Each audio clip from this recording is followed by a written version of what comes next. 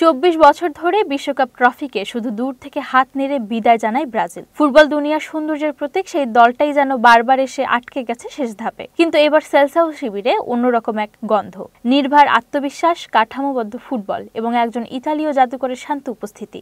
আর সেই পরিবর্তনের মুখে হয়ে দাঁড়িয়েছিলেন রিয়াল মাদ্রিদের সুপারস্টার ভিনিসিয়াস জুনিয়র।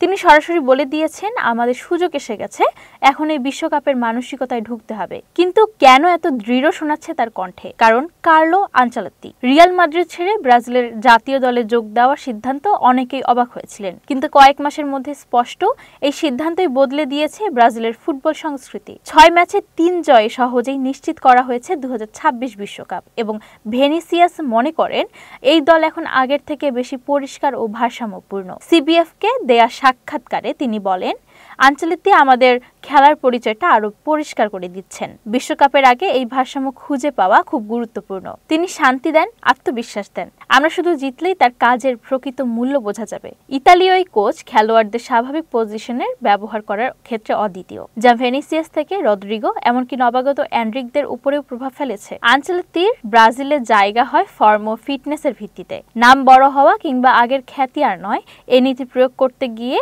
তিনি এক পর্যায়ে দলে রাখেননি ভিনিসিয়াস, রদ্রিগো কিংবা নেইমারের মতো তারকাদেরকেও। তিনি বলছেন, প্রায় 70 জন খেলোয়াড় তার বিবেচনায় আছেন। বিশ্বকাপ স্কোয়াডের জন্য প্রতিদ্বন্দ্বিতা বাড়ছে, দল হচ্ছে আরো ক্ষুধার্ত। এই পরিবর্তনের সবচেয়ে আলোচিত প্রশ্ন, নেইমার কি 2026 বিশ্বকাপে ব্রাজিল দলে থাকবে? ঘন ঘন চোট, উরু, হাঁটু, রেকটাস ফেমোরিস সব মিলিয়ে ফিরে আসাটা কঠিন হয়ে গেছে।